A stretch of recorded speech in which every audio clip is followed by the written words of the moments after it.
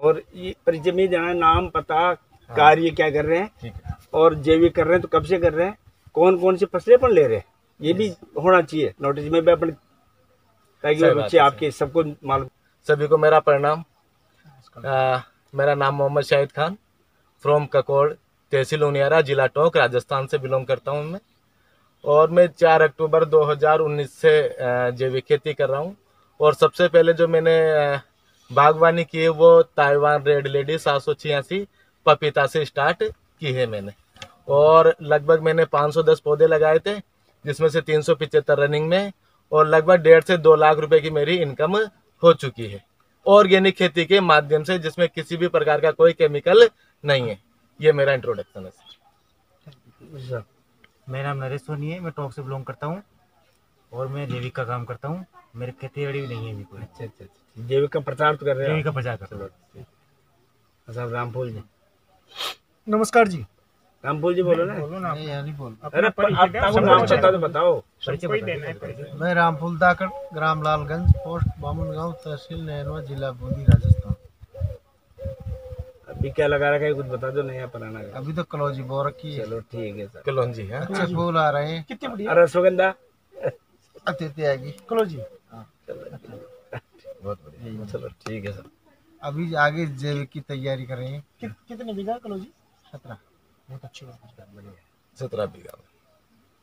हाँ जी भाई साहब। मैं रामधन नागर रजलावता से, मैं वैसे बाल बच्चे करते हैं खेती, में नहीं करता। भाई संभालते हो। लेकिन ऑर्गेनिक के बारे में आप भी कुछ करना चाहते हो? हाँ, बहुत अच्छी बात भाई साहब। बिल्कुल बिल्कुल बिल्कुल, धन्यवाद साहब। नमस्कार जी।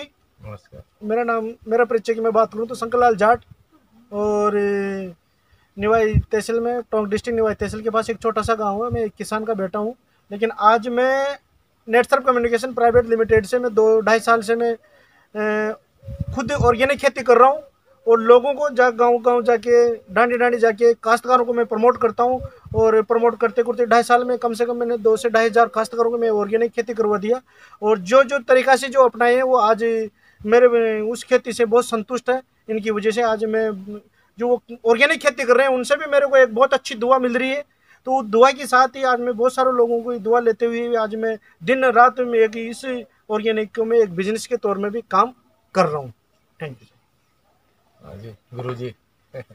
ओम शांति। सभी को मेरा प्रणाम, नमन, वंदन, सलाम। बड़ी ही खुशी की बात है कि आज ऐसे अच्छे लोगों के बीच में हूँ। और मेरा परिचय तो मैं ब्रह्मा कुमारी जी ऑर्गेनिक की जो है शाश्वत योगी खेती जो करवा रही है, पूरे भारत में 75 मॉडल जो इस तरह के तैयार कर रहे हैं, तो उनमें से ये एक मॉडल है। और इन सब मॉडलों का उद्देश्य ध्येय ये है कि गांव का युवा गांव में रहे, और खेत का पानी खेत में रहे, और सारा जो धन गांव का है गांव के चौमुखी विकास में आए, सरकार के ऊपर हाथ न फैलाए। तो ऐसा एक मॉडल हम तैयार कर रहे हैं। और नाम मेरा है बीके प्रहलाद, और काम बस ये सेवा का है। और ध्येय यही है कि हम पूरे भारत को एक जैविक बना दें। तो उसका एक छोटा सा रूप अभी शुरुआत हो रहा है, और आगे चल के ये बढ़ेगा ही बढ़ेगा। ओम शांति। ये सर का मॉडल फार्मिंग है, थोड़ा एक बार ऐसे घुमा के बता दीजिए। ये सर का ही मॉडल फार्मिंग है, देख लीजिए आप। लास्ट परिचय है। हाँ, अभी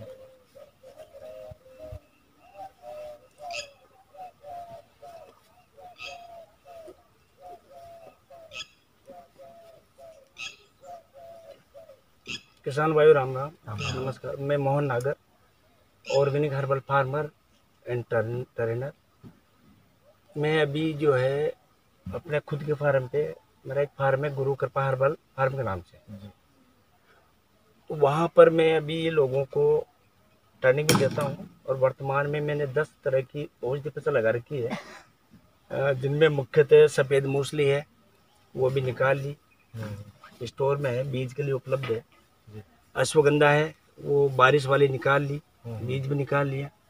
और इसके अलावा स्टीविया और अकरकरा, सतावर, और आज राजस्थान के नहीं देश के कई कोने कोने से हमारे यहाँ किसान आते हैं और हम किसानों को जो निःशुल्क ट्रेनिंग हम देते हैं हमारी ऑफिस में और फार्म पे। तो ये हमारा मुख्य उद्देश्य है। हमारा उद्देश्य ये है कि लोगों को मैं एक किसान परिवार से हूँ और किसानों की आर्थिक स्थिति से शुरू से बचपन से वाकिफ मैं रहा हूँ कि वास्तव में किसान कितनी मेहनत करता है। सबसे ज़्यादा मेहनती किसान होता है, सबसे ज़्यादा समय अगर इनकम कमाने में खर्च करता है तो किसान करता है। सब कुछ न्योछावर जो करता है अपना जीवन खेती में तो वो किसान करता है। बाकी अगर धरातल पे उतर कर देखें तो किसान की कंडीशन सबसे पॉवर्टी में सबसे डाउन में है। गरीबी रेखा से नीचे देश के अंदर सबसे ज्यादा है तो किसान है।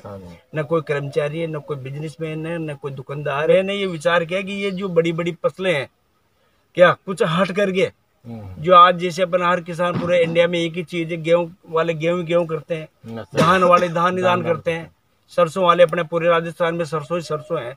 तो जितने ये लार्ज स्केल में जब पैदा एक पूरे इंडिया के या कई क्षेत्र के लोग लार्ज स्केल में एक ही फसल को जब बोते हैं ना, उसी में मंडियों में हालत ये होती है। अपन देख रहे हैं इस साल 10 रुपए किलो लहसुन बिका है। कई वीडियो हमने देखे कि लहसुन जो है एक बीघे के अंदर कम से कम 25,000 का खर्चा किसान का होता है और किसानों ने इस साल वो नाली में रोड पे फेंकने पड़े। किस वजह से कि टोटल पूरा लगभग काफी एरिया लहसुन में लग गया तो डाउन हो गया। इसी तरह सरसों आज बम्पर पैदावार है, क्या पता क्या रेट मिलने वाले हैं, है ना। तो ये सब समस्या के लिए जागरूक किसानों को मैं जागरूक करने का मेरा अभियान है कि भाई कम से कम आप जो है 100 बीघा 10 बीघा 50 बीघा की जगह 5 बीघा करो करके लीक से हट करके कुछ फसल मैंने जो आपको बताई जड़ी बूटी खेती, इसमें मेरा रुझान बढ़ा कि इनसे शायद इनके मार्केट वैल्यूएशन काफी अच्छे होते हैं आम फसल की अपेक्षा। तो शायद इनसे किसानों की कुछ हेल्प कुछ आर्थिक स्थिति आगे बढ़ेगी। तो मैं लोगों को अपने कर रहा हूँ तो उसके साथ में लोगों को मैं निःशुल्क ट्रेनिंग देता हूँ। मैं मेरा मकसद है कि एक तो किसान जो भी पैदा कर रहा है वो एक तो जीरो बजट, सुभाष पालेकर जी ने आज के बहुत समय पहले जिस पद्धतियों को चालू किया है जीरो बजट खेती पे, तो हर किसान को उसके बारे में सोचना चाहिए। दूसरी बात जो परंपरागत खेती है जिसमें किसान को लाभ न के बराबर हो रहा है, उस खेती से हटना चाहिए। तो ये है तो हर किसान का एक हो सपना, जहर मुक्त खेत हो अपना। हर किसान को अगर ये एक ही सपना अपने मन में पालेगा कि जहर मुक्त खेत हो अपना। आज अपन 10 लोग या 5 लोग इकट्ठे हुए हैं, आने वाले टाइम में 50 भी होंगे, 1000 भी होंगे। तो ये धीरे धीरे अपन में एक क्रांति आएगी, क्योंकि क्रांति आना भी जरूरी है। इसका मेन कारण क्या है कि जो महामारियां जो आप देख रहे हो कोरोना के रूप में या किसी और महामारी के रूप में, तो ये कारण इसी का है। जितना अपन ये हरित क्रांति के नाम पे 1966 से जो यूरिया डीएपी की जो डिमांड बढ़ी है, वो डिमांड इतनी हो गई, जहाँ कैपेसिटी बढ़ते बढ़ते वो 1 एकड़ में जो 5 किलो 8 किलो से स्टार्ट हुआ था वो आज 50 किलो भी पहुंच गया। क्रांति हो चुकी, सुधार हो चुका, उसको क्रांति भी हो चुकी, खाद्यान्न की कोई कमी भी नहीं है। तो अब उसके हट करके जो भी खाओ शुद्ध खाओ और स्वस्थ, ताकि सब पूरा देश पूरे परिवार सब स्वस्थ रहे। तो ये मेरा मकसद ये कि किसानों को एक तो जैविक के बारे में लोगों को हम सब बताएं और कुछ हट करके परंपरागत खेती जहाँ से हट करके आपको अच्छा लाभ मिले, चाहे जैविक खेती हो या बागवानी हो या कोई और अच्छी कोई आपके नजर में फसल, वो आपको करना चाहिए। तो हमारा तो मोटो यही है कि भाई देश में एक युवा किसानों की थोड़ी सी गैदरिंग बढ़े इस काम के लिए। और अपने जो तहसील स्तर में तो हम चाह रहे हैं कि भाई इस तरह का एक संगठन बने। संगठन जरूरी है इसमें पहुंचाने के लिए। इसमें एक गवर्नमेंट ने, देखो मैं आपको बता रहा हूँ जानकारी के हिसाब से, गवर्नमेंट ने 2022-23 के अंदर भारत सरकार का लक्ष्य होता है 10,000 एपीओ निर्माण करने का, 10,000 एपीओ निर्माण करने का। और राज्य यूपी में हर गांव में एपीओ, मध्य प्रदेश में हर गांव में है। बाकी मैं कह रहा हूँ पूरे टोंक जिला में एक भी एपीओ नहीं है। तो यहाँ एक एपीओ बने।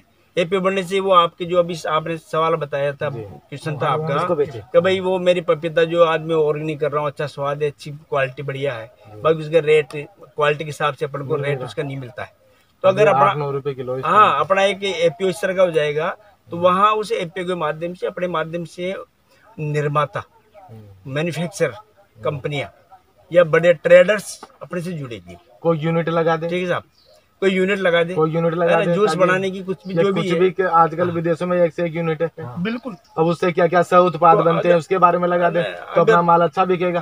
अगर आपका पपीता मान लो दूसरे का पपीता 30 रुपए में बिक रहा है और आपका 30 बिकेगा, तो आप 10 लोगों को बोले यार फिर आप इतनी मेहनत करने का क्या बेनिफिट है? क्या बेनिफिट है? बस ये तो अगर आपका पपीता अगर और का 20-30 बिके और आपका 50 बिके तो दुनिया आप और भी करेगी, और भी उससे सीख मिलेगी, लोगों किसानों को सीख मिलेगी। तो ये चीजें क्या है कि अपन मन के मन में अपना विचार, अपनी सोच को मंत्री जी से बाहर निकालेंगे ना, अपन चर्चा करेंगे तो ये आगे डेवलप होगा। है ना?